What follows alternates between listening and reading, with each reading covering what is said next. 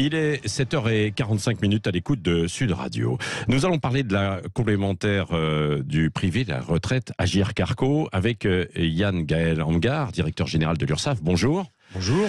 Parce que qui va s'occuper demain de cette complémentaire retraite Agirc Arrco? Alors ça concerne 13 millions de personnes, des cadres, des salariés du privé aujourd'hui. C'est aujourd'hui justement co-géré par les syndicats et le patronat. Le projet du gouvernement, c'est de transférer la collecte des cotisations par l'URSSAF.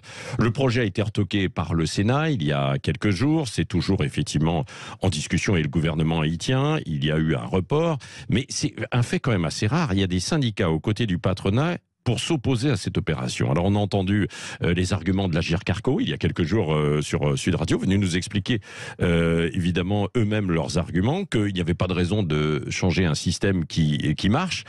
Qu'est-ce que vous répondez, vous, du côté de l'URSSAF ?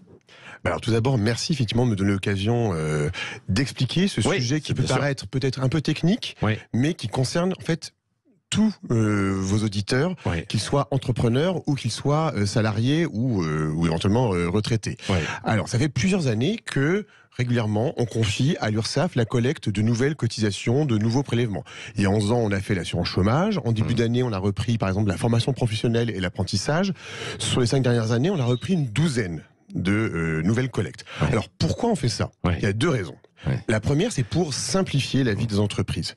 Moi, des entrepreneurs, j'en vois régulièrement, j'en connais pas un seul qui ne demande pas qu'on lui prenne moins de temps pour les paperasses administratives. Ça part d'une idée de simplification. Premier objectif, c'est la simplification. Alors, très concrètement, aujourd'hui, une entreprise qui a un problème de trésorerie, si elle veut obtenir un délai de paiement, elle doit négocier avec l'URSSAF et avec l'Agirc Arrco.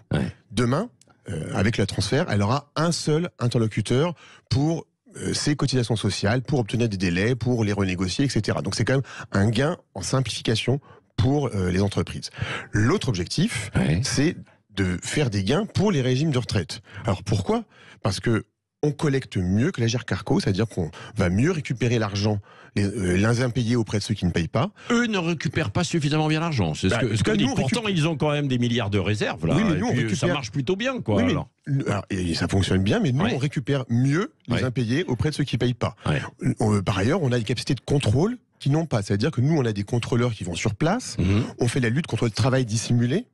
Eux, ils n'en font pas. Et donc là aussi, ça fera des gains, alors, à la fois pour le régime de retraite et aussi pour les droits des salariés derrière.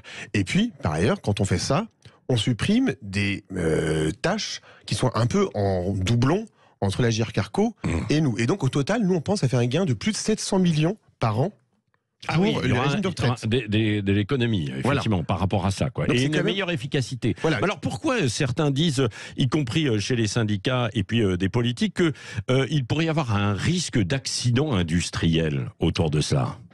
Franchement, ce risque, ce n'est pas sérieux, ce n'est pas reconnu. Ça fait plus de 3 ans qu'on travaille sur ce projet avec l'Agirc Arrco. L'an dernier, on a fait des tests avec ceux qui font la paye, avec les éditeurs de paie. Ces tests ont montré que ça fonctionne bien. Et l'Agirc Arrco elle-même reconnaît qu'il n'y a pas vraiment de risque industriel. En plus, nous, on était prêts pour faire ça en 2023. Là, on a 1 an de plus pour s'y préparer, donc pour faire davantage de tests avec davantage d'entreprises. Donc, on sera prêt pour le faire en 2023. Oui, mais alors, il y en a certains qui disent aussi, attention, parce que c'est la volonté de l'État de faire main basse sur une partie de l'argent collecté déjà par Agirc Arrco et les réserves, plusieurs dizaines de milliards, c'est ça, il y a plusieurs dizaines de milliards, et qu'on veut mettre la main pour avoir d'autres fins que les retraites. Là, franchement, on est dans le fantasme, on est dans le procès d'intention. Encore une fois, mais en même temps, on doit se poser des questions quand même. On peut se poser des questions. On peut se poser des questions, mais je vous donne les réponses. Aujourd'hui, on collecte pour des centaines de partenaires. Il n'y en a pas un seul pour lesquels le fait que l'URSSAF collecte, ce sera traduit par le fait qu'on détourne l'argent. Aujourd'hui, encore une fois, pour tous ces centaines de partenaires pour qui on collecte, on doit justifier à l'euro près qu'on lui reverse ce qui lui revient. Moi, les réserves, on n'y aura pas accès. Concrètement, nous, on va juste faire transiter l'argent entre l'entreprise. Tout ne sera pas mis dans un même fonds, quoi. Exactement. Et où après, c'est dilué, on va prendre dans la poche de l'un. C'est pas un grand tuyau. Non, mais ça, il y a des garanties dans le projet. La loi est très très claire là-dessus. La loi ne change pas, qui fait qu'il y a des cotisations de retraite complémentaires, que l'Agirc Arrco est propriétaire de ses réserves. Nous, honnêtement, on est juste ce qui fait passer l'argent de la poche des entreprises au compte de l'Agirc Arrco. Et bien entendu, on devra justifier à l'Agirc Arrco qu'on lui reverse ce qui lui revient, comme encore une fois on le fait aujourd'hui pour des centaines de partenaires. Bon, quand est-ce que ça va entrer en application finalement, parce que c'était prévu pour 2023, il y a un délai supplémentaire, c'est ça? Oui, ça rentre en vigueur en janvier 2024. La loi de la sécurité sociale qui prévoit cela revient en discussion définitive aujourd'hui à l'Assemblée. Yann Gaël Amghar, vous êtes directeur général de l'URSSAF. Une dernière question, parce que souvent, l'image de l'URSSAF, il y a une mauvaise image en fait depuis des années, parce que à chaque fois, c'est des rappels et des cotisations. Comment vous gérez ça en fait, cette image? Alors, est-ce qu'elle évolue? L'image, elle a beaucoup évolué. Alors aussi parce que nous-mêmes, on a évolué, c'est-à-dire qu'on a voulu mettre l'accompagnement des entreprises, des travailleurs indépendants, davantage au cœur de nos missions. Je crois que l'image, elle a aussi le regard des entrepreneurs sur l'URSSAF a beaucoup changé pendant la crise, parce que pendant la crise, on a été là en urgence pour faire des reports massifs. C'est quand même plus de 20 milliards qu'on a reporté de cotisations pour les indépendants, pour les employeurs.